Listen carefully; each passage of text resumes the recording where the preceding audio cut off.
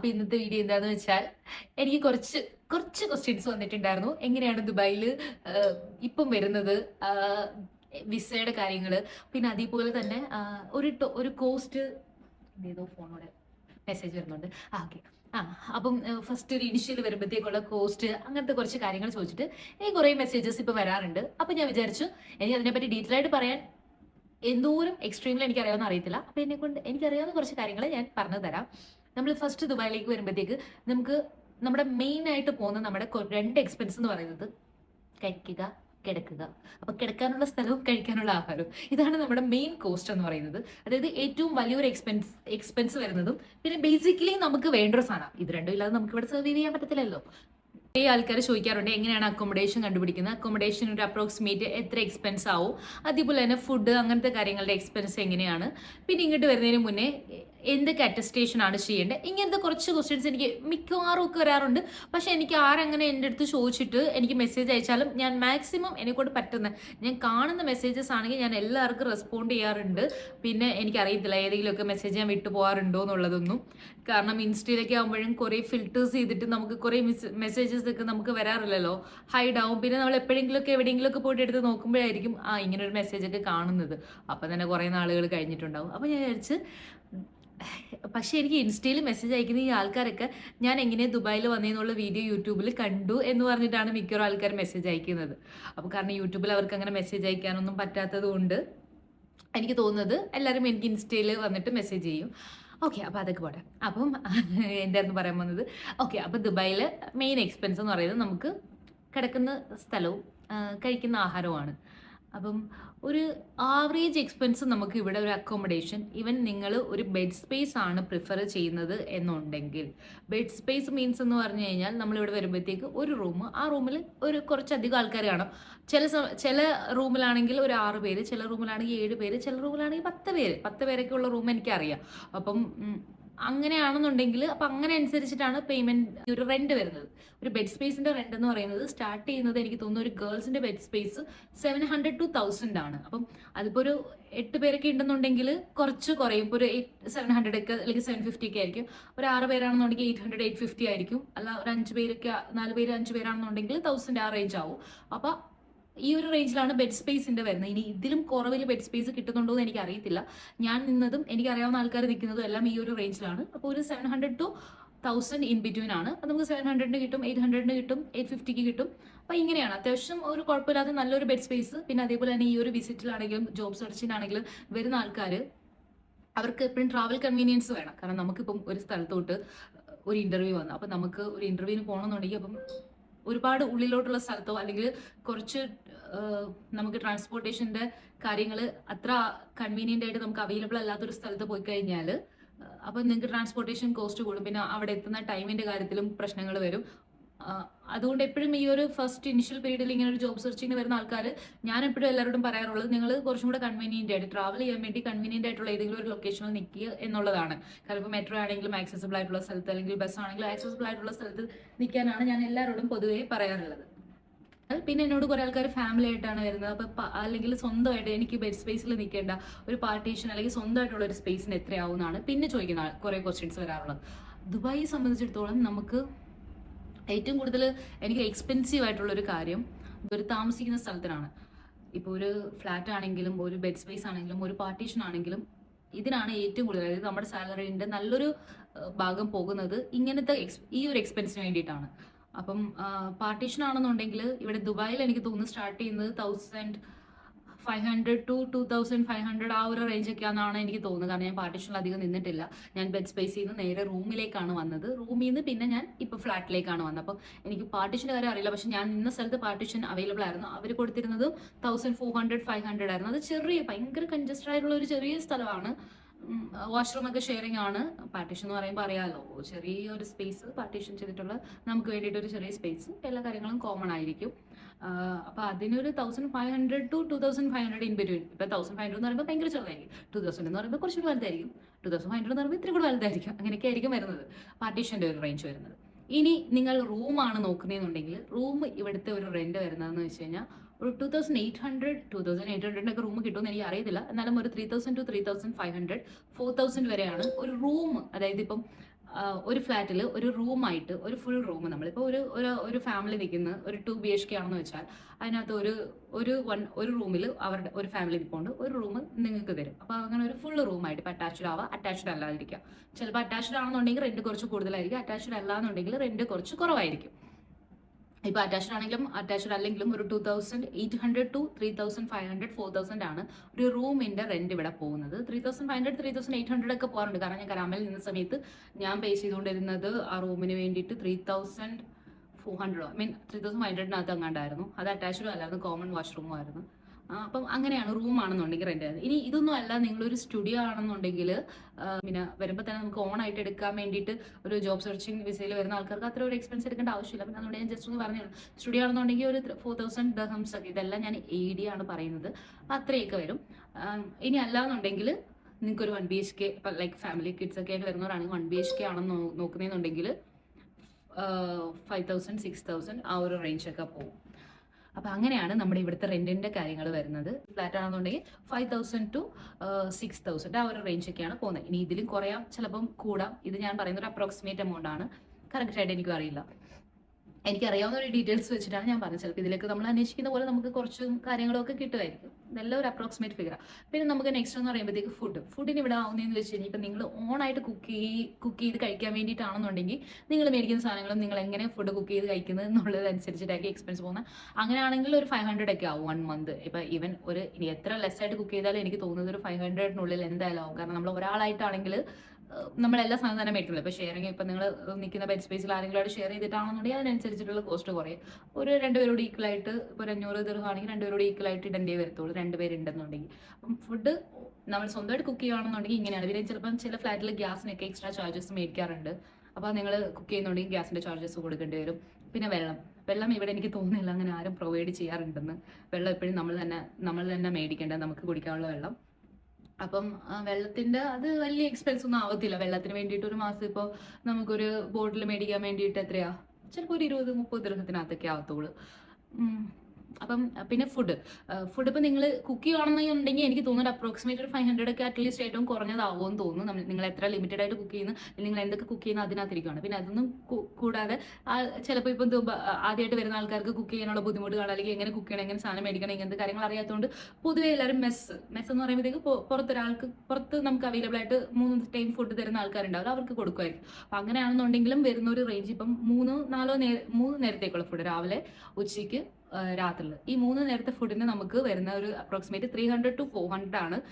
ഇനി അതിലും കുറച്ചൊക്കെ കിട്ടുമായിരിക്കും. ഞാനിപ്പം നമ്മളുടെ ഒരു കസിന് വേണ്ടിയിട്ട് നമ്മൾ അറേഞ്ച് ചെയ്ത സമയത്ത് 3 നേരത്തെ ഫുഡിന് നമുക്ക് 400 ആയിരുന്നു ആയിട്ടുണ്ടായിരുന്നത്. അപ്പം ഇപ്പം ചില സമയത്ത് നമുക്ക് 3 നേരം ഒന്നും വേണ്ടി വരത്തില്ല. കാരണം രാവിലെ ഒക്കെ ലേറ്റ് ആയിട്ട് എണീക്കുകയാണെങ്കിൽ ചിലപ്പോൾ ഉച്ചയ്ക്കത്തെ ഫുഡ് വെച്ചിട്ട് അഡ്ജസ്റ്റ് ചെയ്യും. അല്ലെങ്കിൽ ഉച്ചയ്ക്കത്തെ ഫുഡ് ഇപ്പം രാവിലെയും ഉച്ചയ്ക്ക് മേടിച്ചിട്ട് രാത്രിയിൽ ഫുഡ് ഷോർട്ടായിട്ട് കഴിക്കുന്ന ആൾക്കാരുണ്ട്. ചിലപ്പോൾ ഉച്ചയ്ക്കത്തെ ബാലൻസ് രാത്രിയിൽ കഴിക്കുന്ന ആൾക്കാരുണ്ട്. അപ്പം അങ്ങനെയാണെങ്കിൽ നിങ്ങൾ എത്ര നേരം പറയുന്നു, അത് ഇപ്പം 2 നേരത്തേക്കാണെങ്കിൽ 250-300 ഒക്കെ ആവത്തുള്ളായിരിക്കും. 3 നേരം ആകുമ്പോഴത്തേക്ക് 400. അപ്പം അങ്ങനെ ഒരു 400 റേഞ്ചാണ് ഒരു മാസത്തേക്ക് നമുക്ക് ഫുഡ് എക്സ്പെൻസ് വരുന്നത് പറയുമ്പോഴത്തേക്ക്. പിന്നെ ട്രാവലിംഗ് എക്സ്പെൻസ്, ഇപ്പം നിങ്ങൾക്ക് ഇൻ്റർവ്യൂവിന് വരുന്ന പുറത്തോട്ട് പോകണം, അല്ലെങ്കിൽ നിങ്ങൾക്ക് എന്തെങ്കിലും ആവശ്യത്തിന് പുറത്തോട്ട് പോകണം. ഇവിടെ എന്ന് പറയുമ്പോഴത്തേക്ക് നമുക്ക് മെട്രോ കൺവീനിയൻ്റ് ആണെന്നുണ്ടെങ്കിൽ, മെട്രോ ആണെങ്കിലും ബസ് ആണെങ്കിലും നമുക്കൊരു കാർഡുണ്ട്, നോൾ കാർഡ്. അത് നമ്മൾ റീചാർജ് ചെയ്യാണ് വേണ്ടത്. നമുക്ക് വരുമ്പോൾ തന്നെ നമുക്ക് നോൾ കാർഡ് എടുക്കാൻ വേണ്ടിയിട്ട് പ്രത്യേകിച്ച് ഫോർമാലിറ്റീസ് ഒന്നുമില്ല. നമ്മൾ മെട്രോ സ്റ്റേഷനിൽ പോയിട്ട് 30 ദിർഹം കൊടുത്തു കഴിഞ്ഞാൽ അവർ നമുക്ക് നോൾ കാർഡ് തരും. അതിനകത്ത് ഓൾറെഡി 25 ദിർഹംസോ 28 ദിർഹംസോ അത്രയെങ്ങാണ്ട് ഉണ്ട്. അപ്പം നമുക്ക് ആ കാർഡിനകത്ത് റീചാർജ് ചെയ്താൽ മതി. പിന്നെ നിങ്ങളുടെ ആ ഒരു മന്ത്ലി ട്രാവലിംഗ് അനുസരിച്ചിരിക്കും നിങ്ങളുടെ എക്സ്പെൻസ്. ഇപ്പം നിങ്ങൾക്കൊരു 5-6 ഇൻ്റർവ്യൂസ് ഒക്കെ വരുവാണെന്നുണ്ടെങ്കിൽ അല്ലെങ്കിൽ ഒരു 7-8 ഇൻ്റർവ്യൂസ് വരും, അല്ലെങ്കിൽ നിങ്ങൾക്ക് കുറേ ട്രാവലിംഗ്സ് ഒക്കെ ഉണ്ടെങ്കിൽ ഒരു 300-400 ദിർഹം ട്രാവലിംഗ് എക്സ്പെൻസ് ആവും. അത്രയും അധികം ഉണ്ടെന്നുണ്ടെങ്കിൽ, കുറേ ട്രാവലിംഗ് ഉണ്ടെന്നുണ്ടെങ്കിൽ. ഇല്ലാന്നുണ്ടെങ്കിൽ നമുക്കിപ്പം മെട്രോയിൽ ഏറ്റവും കുറഞ്ഞതെന്ന് വെച്ച് കഴിഞ്ഞാൽ 3 ദിർഹമാണ് 1 സൈഡ്. ഇപ്പം കരാമയിൽ ഫോർ എക്സാമ്പിൾ കരാമയിൽ ബിസിനസ് ബേയിലേക്ക് പോകാനാണെങ്കിൽ 3 ദിർഹമേ ഉള്ളൂ. തിരിച്ചിങ്ങോട്ട് വരാനാണെങ്കിലും 3 ദിർഹമേ ഉള്ളൂ. അപ്പോൾ 6 ദിർഹത്തിൻ്റെ എക്സ്പെൻസേ ഉള്ളൂ. അപ്പോൾ അതേപോലെ ഓരോ ലൊക്കേഷൻ അനുസരിച്ച് ഇപ്പം എനിക്കൊന്ന് ഏറ്റവും കൂടുതലുള്ള മെട്രോയിലെ റേറ്റ് എനിക്ക് തോന്നുന്നു 9 ദിർഹം ആണെന്ന് തോന്നുന്നു. എനിക്ക് കറക്റ്റ് അറിയത്തില്ല, ഇപ്പം അധികം മെട്രോ അങ്ങനെ യൂസ് ചെയ്യാത്തതുകൊണ്ട് 9 ദിർഹം ആണെന്ന് തോന്നുന്നു. ഏറ്റവും എക്സ്ട്രീം വരെ പോകുന്നതെന്ന് എനിക്കറിയില്ല, അതാരെങ്കിലും ഉണ്ടെങ്കിൽ കമൻറ്റ് ചെയ്തു. അപ്പോൾ അങ്ങനെയാണെന്നുണ്ടെങ്കിൽ 9 എന്ന് പറയുമ്പോഴത്തേക്ക് ഒരു 20 ദിർഹത്തിനകത്ത് നമുക്കിപ്പോൾ അത്രയും ദൂരം നമ്മൾ പോയാൽ നമുക്കൊരു 20 ദിർഹത്തിനകത്തൊക്കെ വരത്തുള്ളൂ. എനിക്ക് തോന്നിയേക്കുന്നത് ഇവിടെ ഏറ്റവും ചീപ്പ് എനിക്ക് തോന്നുന്നു ട്രാവലിംഗ് എക്സ്പെൻസ് ആണെന്ന് എനിക്ക് തോന്നിയേക്കുന്നുണ്ട്. കാരണം നമുക്ക് പിന്നെ നമ്മൾ ഈ ടാക്സി ഒന്നും എടുക്കുന്നില്ല, മെട്രോയും ബസ്സും ഒക്കെ യൂസ് ചെയ്യുകയാണെന്നുണ്ടെങ്കിൽ ഏറ്റവും ചീപ്പ് ട്രാവലിംഗ് എക്സ്പെൻസ് ആണ്. അല്ല, ടാക്സി എടുക്കുകയാണെന്നുണ്ടെങ്കിൽ അങ്ങനെയല്ല കേട്ടോ. അപ്പം അങ്ങനെയാണ് എന്നോട് ചോദിക്കുന്ന ഏറ്റവും കൂടുതൽ ക്വസ്റ്റ്യൻസ് എന്തൊക്കെ അറ്റസ്റ്റേഷൻ ചെയ്യണമെന്നുള്ളതാണ്. നിങ്ങളിപ്പം നാട്ടിൽ നിന്നാണ്, ഇന്ത്യയിൽ നിന്ന് വരുന്ന ആൾക്കാരാണെന്നുണ്ടെങ്കിൽ നാട്ടിലെ നോർക്ക് അറ്റസ്റ്റേഷനും നാട്ടിൽ നിന്ന് UAE എംബസി അറ്റസ്റ്റേഷനും ചെയ്യണം. ഇനി ഇൻ കേസ് അത് നിങ്ങളുടെ ഏറ്റവും ലേറ്റസ്റ്റ് എഡ്യൂക്കേഷണൽ ക്വാളിഫിക്കേഷൻ ഏതാണോ ആ സർട്ടിഫിക്കറ്റ് ആണ് ചെയ്യേണ്ടത്. മോസ്റ്റ് പ്രോബബ്ലി എല്ലാവരും ചെയ്യാറുള്ള ഡിഗ്രി സർട്ടിഫിക്കറ്റ് ആണ്. ഞാനും മാസ്റ്റർ ചെയ്യണമെന്നൊന്നും പറയുന്നില്ല, ഡിഗ്രി സർട്ടിഫിക്കറ്റ് ചെയ്താൽ മതിയായിരിക്കും. ബട്ട് ഇനി നിങ്ങൾക്ക് മാസ്റ്റർ ചെയ്യണമെന്നുണ്ടെങ്കിൽ മാസ്റ്ററിൽ ചെയ്തോളൂ. എന്തായാലും സർട്ടിഫിക്കറ്റ് അറ്റസ്റ്റ് ചെയ്തിരിക്കണം. കാരണം നാട്ടിൽ നിന്ന് നമ്മൾ സർട്ടിഫിക്കറ്റ് അറ്റസ്റ്റ് ചെയ്യുമ്പോഴത്തേക്ക് എനിക്ക് 5000 രൂപ ആയിട്ടുണ്ടോ എന്ന് എനിക്കറിയില്ല.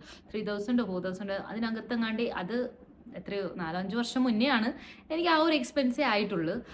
പക്ഷേ ഇവിടുന്ന് നിങ്ങൾ ഇവിടെ വന്നിട്ട് ഈ അറ്റസ്റ്റേഷൻ എല്ലാം കൂടെ ചെയ്യുകയാണെന്നുണ്ടെങ്കിൽ ഇവിടുന്ന് ഒരു 500, ഏറ്റവും കുറഞ്ഞത് ഇവിടുത്തെ ഒരു 500-600 ദിർഹംസ് ആവും. അപ്പോഴത്തേക്ക് ഒരു 11,000-12,000 രൂപയോളം ആവും. അപ്പോൾ അത്രയും കോസ്റ്റ് നിങ്ങൾ കുറയ്ക്കണമെന്നുണ്ടെങ്കിൽ നിങ്ങൾക്ക് അവിടെ നിന്ന് അറ്റസ്റ്റ് ചെയ്യാം. കാരണം അവിടെ നിന്ന് ഇനി നിങ്ങൾ അറ്റസ്റ്റ് ചെയ്ത് വന്നാൽ പോലും നമുക്ക് ഇവിടുന്ന് ഒരു കൗണ്ടർ അറ്റസ്റ്റേഷൻ ഉണ്ട്. അതായത് നാട്ടിൽ നിന്ന് ഇപ്പം നിങ്ങൾ ഏത് കൺട്രിയാണ്, ഇപ്പം നിങ്ങൾ ദുബായിലേക്ക് വരുവാണെന്നുണ്ടെങ്കിൽ നാട്ടിൽ നിന്ന് നോർക്ക് ചെയ്തിട്ട് നാട്ടിലെ UAE എംബസി അറ്റസ്റ്റേഷൻ ചെയ്യണം. അതിനുശേഷം ഇവിടെ വന്നിട്ട് ഇവിടുത്തെ ലോക്കൽ അറ്റസ്റ്റേഷൻ ചെയ്തെങ്കിൽ മാത്രമേ ആ സർട്ടിഫിക്കറ്റ് ഇവിടെ നമ്മൾ വിസ പ്രോസസ്സ് ചെയ്യാൻ നേരത്ത് അവർ ചോദിക്കും ഇവിടുത്തെ ലോക്കൽ അറ്റസ്റ്റേഷൻ ഉണ്ടോ എന്നുള്ളത്. അതായത് നമ്മൾ ഇവിടെ വന്നിട്ട് ഇവിടുത്തെ MOFA attestation, ministry of foreign affairs അറ്റസ്റ്റേഷനും ചെയ്യണം. അതൊരു 150 ദിർഹംസ് 200 ദിർഹംസ് ആവത്തുള്ളൂ. അത് അത്ര കോസ്റ്റ് അല്ല, 200 ദിർഹംസ് ചെറിയൊരു കോസ്റ്റേ നമുക്ക് ആവത്തുള്ളൂ. പിന്നെ എന്താണെന്ന് വെച്ച് കഴിഞ്ഞാൽ നാട്ടിൽ നിന്ന് ചെയ്യുന്ന ഈ അറ്റസ്റ്റേഷനാണ് റേറ്റ് കൂടുതൽ. അപ്പം അത് നിങ്ങൾ നാട്ടിൽ നിന്ന് തന്നെ ചെയ്തിട്ട് വരുന്നത്. നാട്ടിൽ നിന്ന് നോർക്കയും നാട്ടിൽ നിന്ന് ഇപ്പം ഇങ്ങോട്ടാണ് വരുന്നതെന്നുണ്ടെങ്കിൽ ഇവിടുത്തെ എംബസി അറ്റസ്റ്റേഷൻ. ഇപ്പം നിങ്ങൾ വേറെ ഏതെങ്കിലും കൺട്രിയിൽ പോകുന്നതെന്നുണ്ടെങ്കിൽ ആ കൺട്രിക്ക് അങ്ങനെയാണ്. അപ്പോൾ ഇങ്ങോട്ട് വരുന്നതിന് മുമ്പ് നോർക്കയും നാട്ടിൽ നിന്ന് UAE എംബസിയും ചെയ്യുക. പിന്നെ ഇവിടെ വന്നതിന് ശേഷം നമ്മൾ എന്തായാലും ഇവിടുത്തെ മോഫ് അറ്റസ്റ്റേഷൻ ചെയ്യണം. അത് വിസ പ്രോസസ്സ് ചെയ്യുന്ന സമയത്ത് ചെയ്താൽ മതി. പിന്നെ നിങ്ങൾക്ക് ഈ ഒരു അറ്റസ്റ്റേഷൻ അല്ല, എനിക്ക് തോന്നുന്നു ഓരോ കാറ്റഗറി ഓഫ് വിസ ഉണ്ട്. അതായത് ഇപ്പം നിങ്ങളിപ്പോൾ അതായത് സർട്ടിഫിക്കറ്റ്സ് വേണ്ടാത്ത പോസ്റ്റ് ഉണ്ടല്ലോ, ക്ലർക്ക് അങ്ങനത്തെ കുറെ പോസ്റ്റ് ഒക്കെ ഉണ്ട്. അപ്പം അങ്ങനെ എന്തെങ്കിലുമാണ് വിസ അടിക്കുന്നതെന്നുണ്ടെങ്കിൽ സർട്ടിഫിക്കറ്റ് അറ്റസ്റ്റേഷൻ്റെ ഒന്നും എനിക്ക് തോന്നുന്ന ആവശ്യമില്ലാന്ന്. അല്ലാതെ ഇപ്പം അക്കൗണ്ടന്റ് അല്ലെങ്കിൽ അങ്ങനത്തെ കുറച്ച് സർട്ടിഫിക്കറ്റ് വേണ്ട ക്വാളിഫിക്കേഷൻ ഉള്ള വിസ തന്നെ നിങ്ങൾക്ക് വേണമെന്നുണ്ടെങ്കിൽ അറ്റസ്റ്റേഷൻ ചെയ്തിട്ട് വരിക. എങ്കിൽ മാത്രമേ ആ പോസ്റ്റ് ആൻഡ് ഡെസിഗ്നേഷനുള്ള വിസ അടിക്കാൻ പറ്റത്തുള്ളൂ. അപ്പോൾ അങ്ങനെയാണ് അതിൻ്റെ കാര്യങ്ങൾ.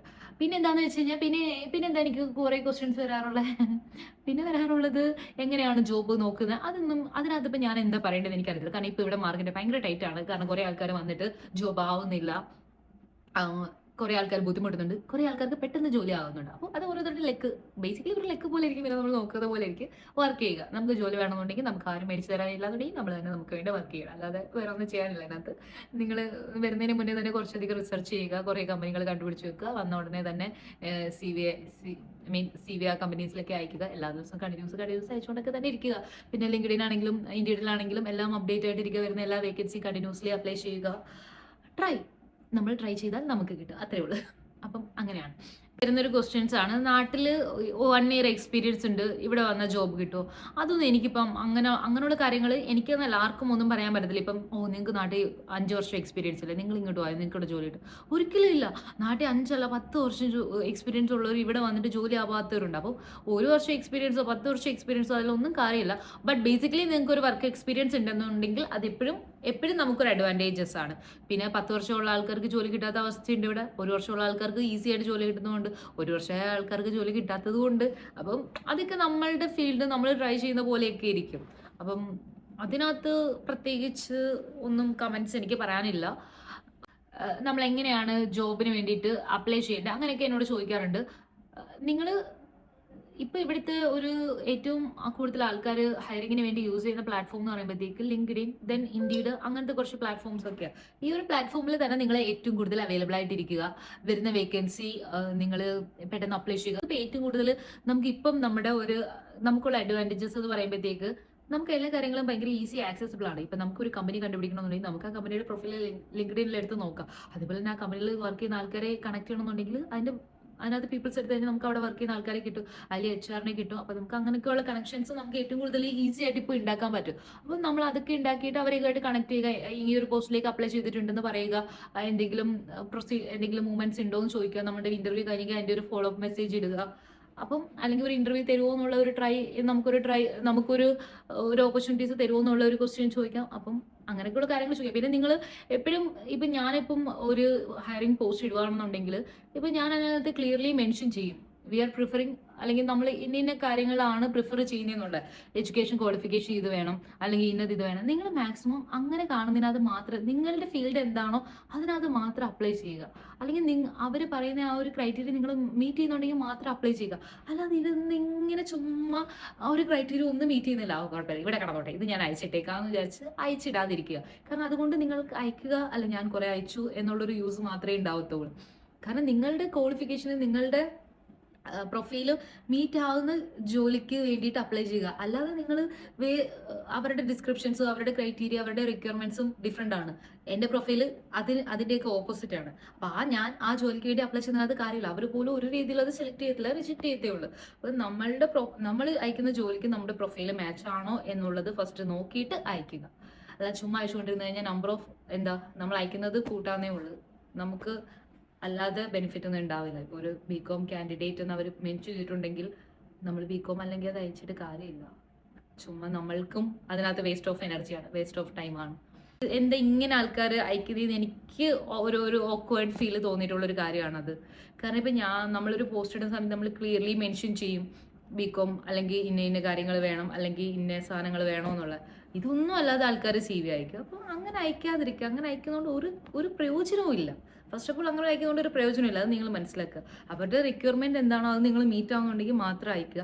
അങ്ങനെ മീറ്റ് ആവുന്ന പോസ്റ്റ് സെലക്ട് ചെയ്തെടുത്തിട്ട് അയച്ചിട്ട് ഫോളോ അപ്പ് ചെയ്യുക. അല്ലാതെ നിങ്ങളുടെ പ്രൊഫൈലായിട്ട് മാച്ച് ഇല്ലാത്ത ഒരു കാര്യത്തിനകത്ത് പോയി ഫോളോ അപ്പ് ചെയ്യാതെ നിങ്ങളുടെ പ്രൊഫൈലായിട്ട് മാച്ച് ഉള്ള കാര്യത്തിൽ പോയി ഫോളോ അപ്പ് ചെയ്തിട്ട് നിങ്ങൾക്ക് ഒരു ഓപ്പർച്യൂണിറ്റി തരുമോ എന്ന് ചോദിക്കുക.